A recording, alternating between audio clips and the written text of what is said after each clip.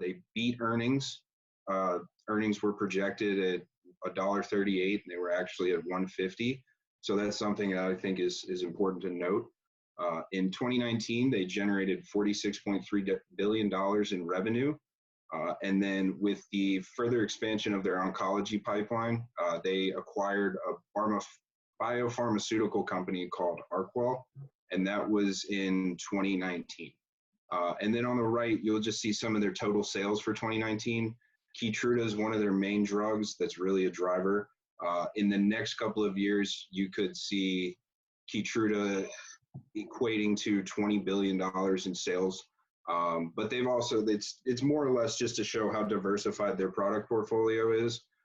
You've also got, as well as other pharmaceutical drugs, you've got livestock and companion animals. That makes up a decent portion of Merck's overall revenue stream. This is more of, it's not much recent news, but this was a kind of an overview that was given in Q1, in their Q1 earnings report. You've seen 12% global pharmaceutical growth year to year. That's something that I think can continue to expand as we see healthcare becoming the main emphasis and a big driver here after the looming pandemic.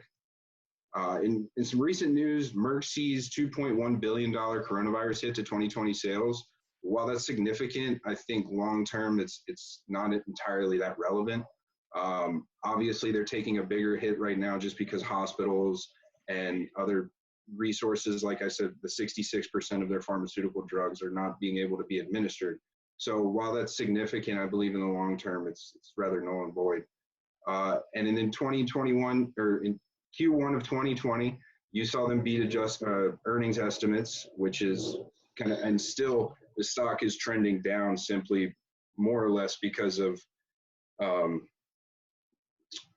just kind of recent acquisitions and a little less cash flow. And then Merck has announced to spin off their women's health legacy and biosimilars.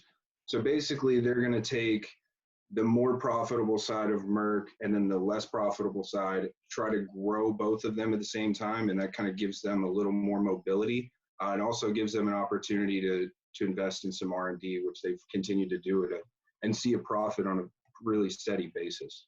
With the SWOT analysis, obviously pharmaceuticals have high barriers to entry. Merck tends to have higher profits versus the sector average. Low product concentration is obviously key, so they're a little more diversified than some. Some weaknesses, obviously, when you think about pharmaceuticals, everyone thinks Johnson & Johnson. So competition's high between the sector, high capital intensity, and then high globalization as you're seeing some issues with supply chain with the looming pandemic.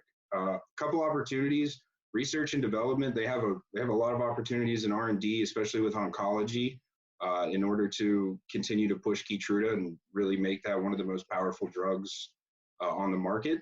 And then a rise in health conscientiousness. I think you're going to see people that are going to continue to really invest in their health overall.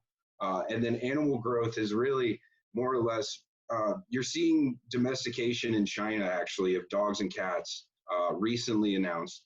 But I think as more animals find their ways into homes, there's an opportunity there to develop new drugs, especially as cancer is really prevalent in dogs and cats. Some threats are the age of the population is actually, it's getting smaller. We tend to have an older population and that's declining.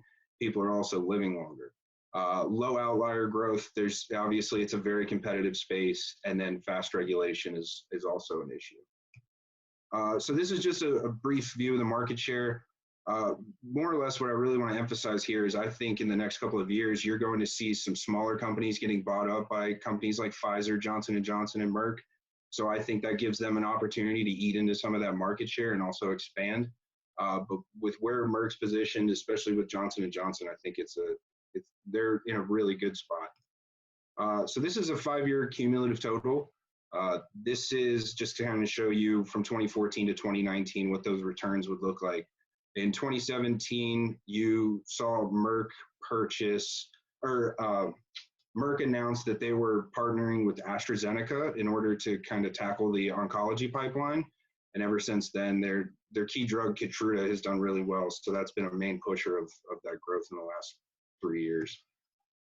Some comparable companies, obviously Johnson & Johnson's interest rate at 67.5, or interest coverage at 67.57 is glaring. But more or less, I kind of wanted to get into the Pfizer, Merck, Bristol Myers comparison. The ROE at 37% with an EV to EBITDA at 11.39 and then a higher interest coverage really makes them competitive in the long term. I think especially with these drug manufacturers, you're going to see people that are kind of going to be pressed for cash. So the higher interest coverage, the better. With a return of 37% on the equity side, I think that's obviously healthier than Johnson & Johnson's and also gives them a great opportunity with any upcoming clinical trials that they happen to pass. For my valuation, I used a dividend discount model. My perpetual growth rate was 1%, which is conservative, but at the same time, you're going to see some hits like to their sales. So I think there's long-term kind of 3 to 5 year span. I think that growth rate could really be closer to 2.5%. So that still gives us a 1% and a potential upside of 30% with a range of 102 to 108. And then for my investment thesis, I think the impact of COVID-19 will result in a much larger portion of the population becoming health conscious. You're going to see a lot more people kind of making better decisions. They're going to invest more in their health just from the macroeconomic effects of this. And then Keytruda has potential to become one of the best-selling oncology drugs, and not just on oncology, in all of pharmaceuticals. More importantly, though, there is no patent on any of their pharmaceuticals that are listed in their sales that are set to expire until 2028. Not having to worry about any of that and being able to kind of increase their sales will give them a really good opportunity for growth. And being able to successfully spin off their women's health legacy brands and biosimilars could offer more potential increased growth just because they're able to focus on those higher returning operations of their business. And then while drug companies tend to be financially unpredictable, from an equity standpoint, during contractions and recessions, they usually outperform the S&P 500.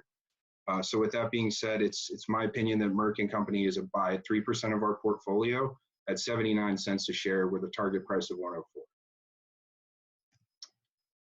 And then I will open it up for questions.